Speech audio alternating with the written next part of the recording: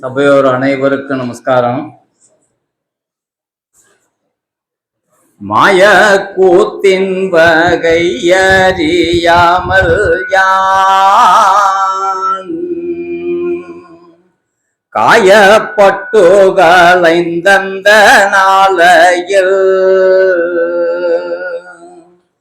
தூய ஞான சூடர் விளக்கென்னூலே தூய ஞான சூடர் விளக்கென்னூலே பாய வைத்த பதத்தை மரபேனோ.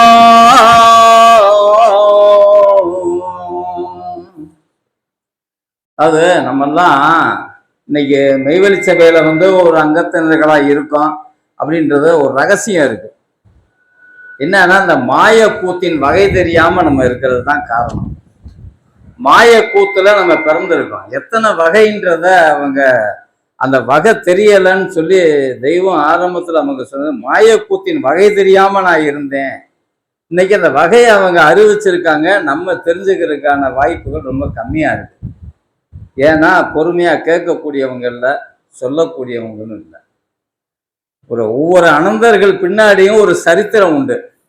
இன்னைக்கு ஒரு அதிசயமான ஒரு சம்பவம் ஒண்ணு ஆலயத்தில் நடந்த நிகழ்வை பத்தி நான் சொல்றேன். அதாவது மூல மந்திரம்னு சொல்லி நம்ம தெய்வம் எடுத்து வச்சது மௌனமா மனதுக்குள்ள சொல்லக்கூடியது. இதை சத்தமா சொல்லக்கூடாது. உதாரணமா இந்த கிராமங்கள்லையும் சரி டவுன்லையும் சரி இந்த மந்திரிக்க கூடியவங்கெல்லாம் ஒரு மந்திரம் சொல்லுவாங்க. அதை சத்தமா சொன்னா பலிக்காதான் அப்படின்னு சொல்லி அந்த மந்திரங்களை மனதுக்குள்ள சொல்லுவாங்க. அந்த பூச்சி கிடையாததுன்னா மந்திரிக்கிறதுக்கெல்லாம் செய்வாங்க. இன்னுமே அது நடந்துகிட்டு இருக்கு. யாரும் கண்டுபிடிக்க முடியாது அந்த மந்திரங்களை. மந்திரத்தை வெளியே சொல்லியாச்சுன்னா அது பலிக்காம போயிடும். அதை பாரம்பரியமா சொல்லிட்டு வருவாங்க. இந்த மாதிரி மூல மந்திரத்தை ஒரு மௌனமா எடுத்து வச்சாங்க. இது ஒரு காலகட்டத்துல ஒரு நிகழ்வின் காரணம் அடிப்படையா வச்சு அதை வெளியே சொல்ல வேண்டிய காலம் வந்துருச்சு. அதை சத்தமா எல்லாரும் சொல்ல ஆரம்பிச்சிட்டாங்க. அதுக்கு பிறகுதான் அது ஏன் அப்படி வந்ததுன்றது தெரியும். ஊழியர்தியின் பிரகாரம் நடந்தது. அதுக்கு தெய்வம் அப்புறம் கொடுத்த விளக்கம், மூல மந்திரத்தை அறகுறையா உச்சரிச்சா அந்த குடும்பங்கள் வெறுத்திக்கு வராது, தவறுகள் உண்டு. முழுமையா உச்சரிக்கிறதுக்காக என்ன பண்ணாங்க, வெளியில வந்த உடனே எல்லாருமே சொல்ல ஆரம்பிச்சாங்க. அப்பதான் முழுமையா தெரிஞ்சது. இதை யாரு பாதி சொன்னவங்க முழுசா எல்லாம் திருத்திக்கிட்டாங்க, எல்லாம் முழுசா சொல்ல ஆரம்பிச்சிட்டாங்க. இன்னுமே மூலமந்திரம் ஒரு இடத்துக்கு போய் நம்ம உட்காடுறோம் அப்படின்னா மூலமந்திரத்தை மனதுக்குள்ள சொல்லிட்டு தான் உட்காடுறோம். அந்த காரியம் முடிஞ்ச உடனே மூலமந்திரம் சொல்லி எந்திரிச்சு திருப்பி வர்றோம். இந்த ஒரு பழக்கத்தையும் வச்சிருக்காங்க. மூலமந்திரம் எப்பவும் யூஸ் பண்றது தான். ஆனா மௌனமா தான் செஞ்சுக்கிட்டு இருக்கான். சத்தமா சொல்றது எல்லாரும் சேர்ந்து சபையில சொல்லும் போது சொல்றான். இப்ப மௌனமா சொல்றதுக்கு ஒரு மந்திரம் எடுத்து வச்சாங்க. அது என்னன்னா மகா சங்கல்ப மந்திரம். இந்த மகா சங்கல்ப மந்திரம் ஒரு கடைசி காலத்துல எழுதப்பட்டது.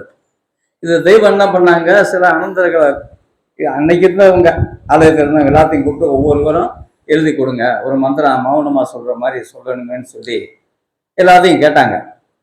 அதுல ஒரு ஜீவ பிறவியர் அவங்க சொன்ன ஒரு வாசகம் அவங்க எழுதி கொடுத்தது. தெய்வமே, இங்க எல்லா ஜாதி எல்லா மதத்தவரும் வந்திருக்காங்க. அப்ப அவங்களெல்லாம் சேர்த்து சொல்ற மாதிரி இருக்கணும். அவங்கெல்லாம் அந்த மதத்துக்காரவங்க ஜாதிக்காரவங்களாம் இருக்காங்க, அவங்கெல்லாம் சேர்த்து சொல்ற மாதிரி இருக்கணுமேன்னு சொல்றது. அப்ப எல்லா ஜாதி மதங்களும்னு எழுதிக்கேன்ட்டாங்க. அதுக்கு பிறகு அவங்க என்ன சொன்னாங்க, எல்லா ஜாதி மதம் வந்திருக்கு, அவங்க படிக்கக்கூடிய வேதங்கள் இருக்கு. பைபிள் படிக்கிறது, குரான் படிக்கிறது, இன்னும் பகவத்கீதை, இன்னும் பல வேதங்கள் உண்டு. அப்ப வேதங்கள் இருக்குன்னு சொல்றதுக்கு தான் எல்லா ஜாதி மதத்தவர் வந்திருக்காங்கன்றத சொன்னேன் அப்படின்னு குறிப்பிடும் போது, அப்ப எல்லா ஜாதி மத வேதங்களும் வந்திருக்க அப்படின்னு அதுல திருத்தினாங்க. இன்னைக்கு அதை மௌனமா தான் சொல்லிக்கிட்டு இருக்கோம். இந்த வாசகத்தை எழுதி கொடுத்த அண்ணா தான் இன்னைக்கு நமக்கு முத்தி பேரவைக்கு வந்திருக்காங்க. நெய்வேலி செல்வங்கவுண்ட அண்ணா தான், வேற யாரும் இல்லை. ஒவ்வொரு அனந்தக பின்னாடியும் ஒரு சரித்திரம் உண்டு. அது தெரிஞ்சுக்கணும். ஒவ்வொருத்தருக்கும் ஒரு சிறப்பு உண்டு, சாதாரணம் கிடையாது. நம்ம எப்படி மனிதன் அந்த மாயக்கூத்தின் வகை எப்படிங்கிறத பாருங்க. சாதாரணமா நம்ம ஒருத்தர் பார்க்கையில லேசா தெரியும் அவங்க எவ்வளவு சாதனை பண்ணியிருக்காங்கன்றத ஒரு நிமிஷம் சிந்திச்சு பார்க்கணும். மெய்வழி நட்சத்திரானந்தர் ஆலயத்துக்கு முத வந்தப்ப அவங்க ராமலிங்க அடிகளுடைய திருவிருப்ப பாடல்களை படிக்கிறாங்க. தெய்வம் மேல நடந்து போயிட்டு இருக்காங்க, பின்னால் அவர் படிக்கிறாரு. திரும்பி பார்க்குற யார் இப்போ படிச்சது அப்படிங்கிற ஒரு பாட்டை நிப்பாட்டிட்டார். நிப்பாட்டினோன்னா என்ன நிப்பாட்ட யார் படிச்சது அப்படின்னாங்க. பயந்துட்டாங்க, இதை படிக்கக்கூடாது போல அப்படின்னு. அப்போ சொன்னாங்க இவர் தான் படித்தது. திரும்பி பார்த்து நீ தான் படிச்சியா? ஆமாம், சரி. அப்படின்னா அதுக்கு பிறகு ஒரு உபதேசம்லாம் ஆனதுக்கு பிறகு அவங்களுக்கு சொன்னது, உன்னைய கூட்டிகிட்டு வந்ததும் பின்னாடி இன்னது யார் தெரியுமா அப்படின்னா என் அண்ணன் ராமலிங்கம் நின்னாங்க. ஏன்னா அந்த நாதம் வந்தது, அதை வச்சு ஒரு அடிப்படையாக சொன்னாங்க. ஒவ்வொரு அண்ணர் பின்னாடி வரக்கூடிய ஒவ்வொரு தீர்க்கதரிசியர்கள், சித்தர்கள், முத்திரை எல்லாத்துக்கும் வச்ச ஒரே பேர் பாரவான்கள். அதுதான் இன்னைக்கு நம்ம படிக்கிறத விட காப்பீடத்தை, கதிரொழும், கானகத்தை அதில் கூட சொல்லுவான். தவம் இருந்தது தெய்வம், அந்த சுதந்திரத்தை நம்ம ஆண்டுகிட்டு இருக்கோம். இன்னைக்கு அதை நம்ம பலனை அனுபவிச்சுக்கிட்டு இருக்கோம். அது மாதிரி ஒவ்வொரு காலகட்டத்தில் உள்ள, இப்போ நான் போன மாதம் பேசுகிற ஒரு சின்ன ஒரு 5 நிமிஷத்துல முடிச்சிடுறேன். அதாவது தேகத்துக்கு முத்தியா ஜீவனுக்கு முத்தியான்றதை பற்றி தான் பேசினேன். அது இன்னும் முடிஞ்ச பாட்டு இல்லை. என்னன்னா ஜீவன் முக்தி அடைஞ்சான்னா அடையாட்டி என்ன? ஜீவனை யாரு பார்த்துருக்கா? யாருக்கு தெரியும் அப்படின்னா அது யாருக்கும் தெரியாது. இந்த ஜீவ சமாதின்னு சொல்லி ஒரு தெய்வத்தில் சொன்னாங்க, ஏன்னா ஜீவனை நீ சமாதி வச்சான்னா வைக்காட்டி என்னதா அப்படின்னாங்க. ஜீவனே தெரியாத என்ன ஜீவனை பண்ணி சமாதி வச்சான், ஜீவ சமாதினா என்ன அப்படின்னா. அது மாதிரி இப்ப ஜீவன் நமக்குள்ள இருக்கு, இது மாய்கையில செயல்பட்டுக்கிட்டு இருக்கு. இப்ப தூலத்துல இயங்கிக்கிட்டு இருக்கு. சூக்குமத்துக்கு எப்போ போகுது அப்படின்னா நம்ம இறைவனுடைய சேர்ந்து அவங்கள பத்தி பேசும்போது தான் சூக்குமத்துல பயணிக்குது. மற்ற நேரம் பூரா ஜீவன் தூலத்துல தான் பயணிக்குது. தூலத்தின் பாடுகள் பூராமே வீண், அது எந்த பயனும் இல்லை. அதனாலதான் மாய கூத்தின் வகைன்னு சொன்னாங்க. எப்படின்னு சொன்னா சுத்த மாயை, அசுத்த மாயை, பிறகிருதி மாயை. சுத்த மாயை என்று சொல்லக்கூடியது இன்னைக்கு நம்ம சபையில கூடி இருக்கிறது தான் சுத்த மாயை. அசுத்த மாயை என்று சொல்லக்கூடியது நம்மளுடைய பிறப்பு. பிறகிருதி மாயைன்னு சொல்லக்கூடியது கிரகத்தின் அமைப்பு. அவன் விதி, அவன் தலையெழுத்து அப்படிலாம் சொல்லுவான். நம்ம ஒருத்தரை அவர் போற போக்க வச்சு இப்படிலாம் சொல்லுவான். அதுதான் அந்த காரணம், அடிப்படை, வேற ஒன்றும் இல்லை. இந்த மாயையில 3 விதம் இருக்கு. நம்ம இப்ப எதிர வாழ்றோம்னா மாசத்துல ஒரு நாள் தான் கூடுறோம். அதுலதான் சுத்த மாயை பயன்படுது. இந்த சுத்த மாயையில பயன்படும் போதுதான் நம்மளுடைய பாவங்கள் சங்கீகரிக்கப்படுது. எப்படி சங்கீகரிக்கப்படுதுன்னா, இந்த தேகம் எடுத்தது ஒரு பாவத்தில் எடுத்தது, புண்ணியம் கிடையாது. இதை கலிபோர்னியா நாட்டுல விவேகானந்தர் பேசும்போது ஒரு குறிப்பு ஒண்ணு குறிப்பிட்டாரு. நிறைய ஆன்மீகத்துக்கு எல்லாம் பேசுறாங்க. இவர் பேசல என்ன பண்ணாரு, அவங்க பேசின தொகுப்பு எடுத்து பேசினார். வந்தவங்க பூரா பாவிகளாகிய நாம், பாவிகளாகிய நீங்கள், இப்படி பாவி பாவினே பேசினாங்க. அப்ப விவேகானந்தர் பேசும்போது சொன்னாரு, நம்ம எந்த பாவத்துல பிறந்தோம், என்ன பாவம் செஞ்சோம்? நம்மெல்லாம் கடவுளின் பிள்ளைகள், நம்ம பாவிகள் கிடையாது. கடவுள் பிள்ளையாவே வளர்ந்தோம்னா அதுல பாவம் கிடையாதுல்ல. அதை அவர் குறிப்பிட்டு சொன்னதுதான், ஒரு உதாரணத்துக்காக சொன்னேன். அந்த மாதிரி நம்ம பாவிகள் கிடையாது, புண்ணியர்கள் தான். ஏன்னா புண்ணியத்தை தேடி நம்ம வந்திருக்கோம். நம்ம புண்ணியர்கள் தான், பாவம் செய்யல. பாவம் செய்யறது தேகம். ஜீவன் முத ஜனிக்கும் போது, இந்த தேகத்தை எடுக்கும் போது ஒரு நம்பி வருது, இந்த தேகத்தில் நம்ம போய் குடியிருந்தோம்னா நம்ம முத்திக்கு போற வழி இருக்கு அப்படின்ற ஒரு நம்பிக்கையில இருக்கு. அந்த தேகத்தை நமக்கு 6வது அறிவு செயல்படுற வரைக்கும் தேகத்தை வளர்த்துக்கிட்டு இருக்கு. அந்த ஜீவன் தான் வளர்க்குது, அதுல எந்த மாற்றமும் இல்லை. 6வது அறிவு எப்போ வருதுன்னு சொன்னா, ஒரு உதாரணமா ஒரு பெண்ணை சொல்லலாம்.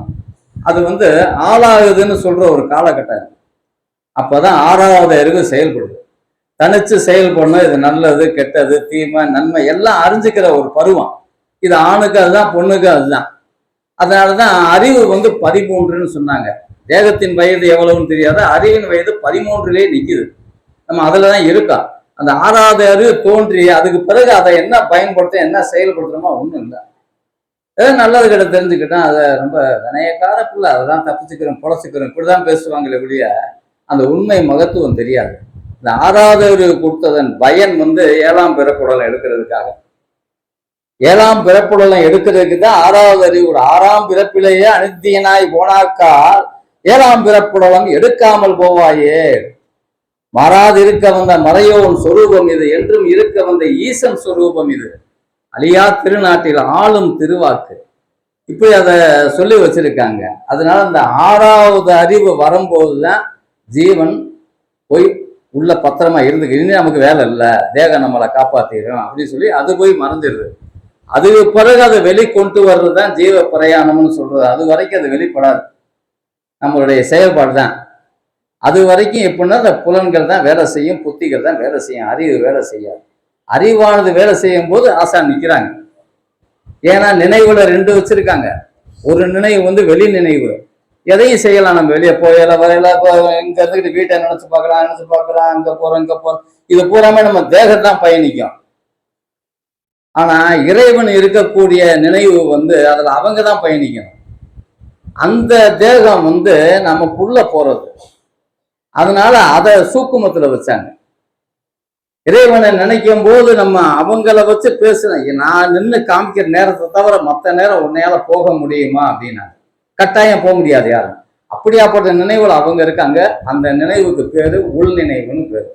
இந்த நினைவு அந்த நினைவு குழப்பிட வேணாம். தேகத்துக்கு ஒரு நினைவு இருக்கு, சூக்குமத்துக்கு ஒரு நினைவு இருக்கு.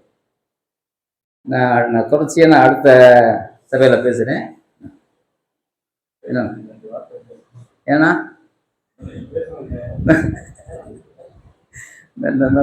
கொஞ்சம் பேசுறாரு பேசுவா.